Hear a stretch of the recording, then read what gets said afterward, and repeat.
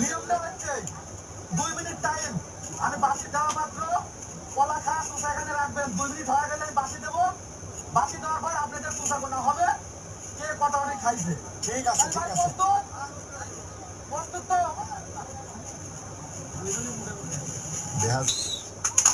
শুরু হয়ে গেল কিন্তু।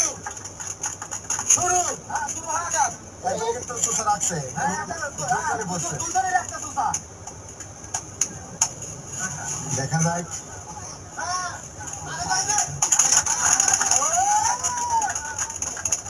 দুইটা কিন্তু সমান সমান আছে এখনো।